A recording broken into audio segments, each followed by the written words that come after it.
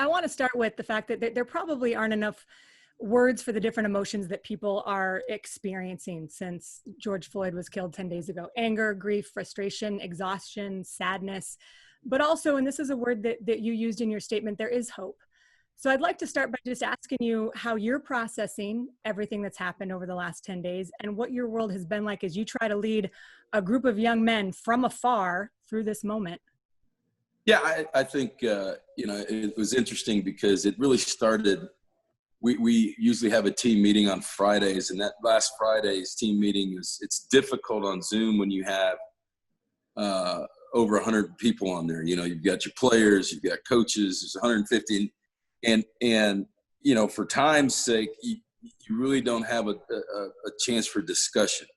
And basically, I just get to talk. And I thought it was important for me to talk to them before I issued any kind of statement, as I did over the weekend. But, you could just sense it. I from a social media standpoint, just watching and paying attention to our players, with the words that you used, anger, frustration, you see them all, confusion,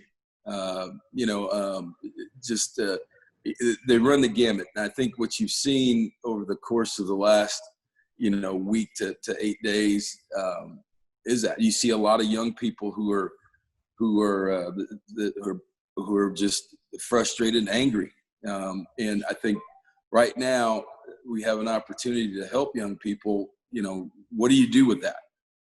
Yeah, everybody's got feelings. Everybody's got all the things that you said, but I think it's up to us to help young people know or give them a path to do something with those feelings and create real legitimate change and instead of just anger and frustration, right?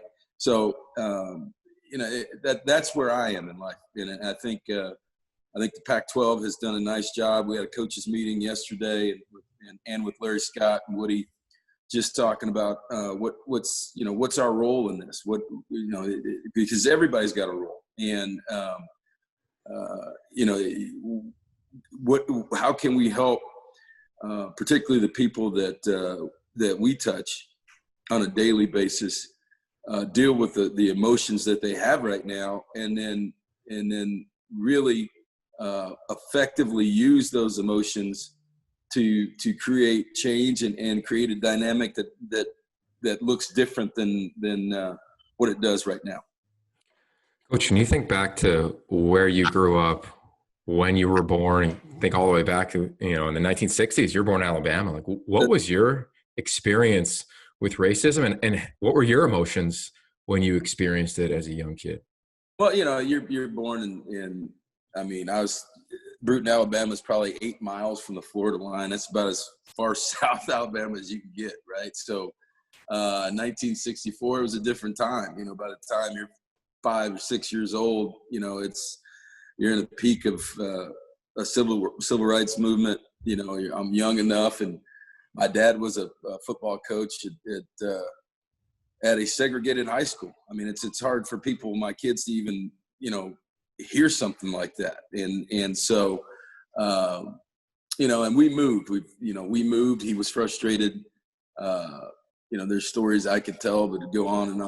And after they won games, just basically trying to feed a football team, driving, an hour away, and you have to plan to stop at different places because, the black players couldn't eat at certain restaurants. So, or stop and get gas or anything like that. So he was frustrated. We moved to Bloomington, Indiana, to married student housing at Indiana University. So I kind of grew up back there. But as a kid, certainly things are different. But you're in that age where in the 70s, it's right there, late 60s, 70s, where you're like, wow, this is really happening. This is not a television event. This is happening around you.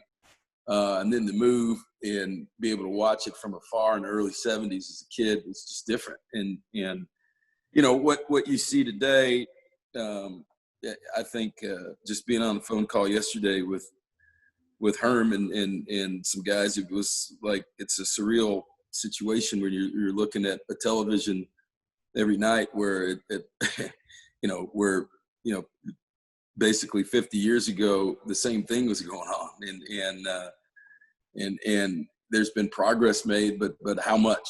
And I think that right now is really where everybody is. How much progress has been made, and then as we talked about earlier, I think the big issue is the frustration, the anger.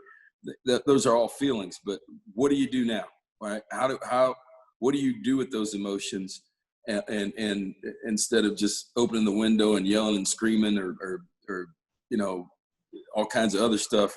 What can we effectively do to create change? And I think that's the next step.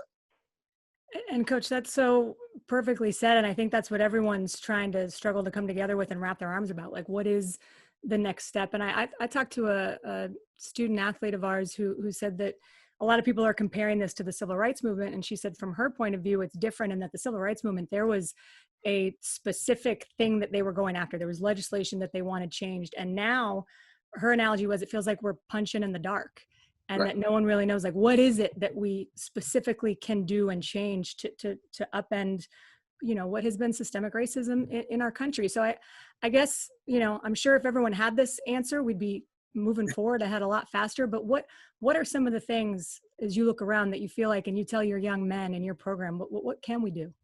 Well, I think even in my statement, I didn't hit on as much as I hit on it in our meeting.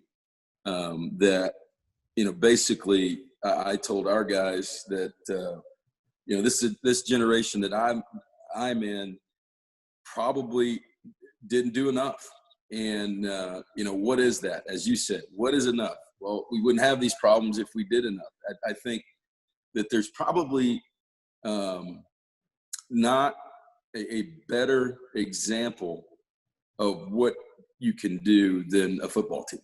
I think that, when, we're dependent on different races, different cultures, different countries to make a first down with 11 guys, right? So, you don't have those feelings in a locker room. If you've ever been in those in that type of setting at this level, any level, to be successful, it's not about you. It's about the team, right? And what does that look like? Everybody's not going to be like you. Everybody's not going to be from where you're from, and everybody's going to be. So we've got my message to our team was, hey, listen, there is no better example than being a great teammate.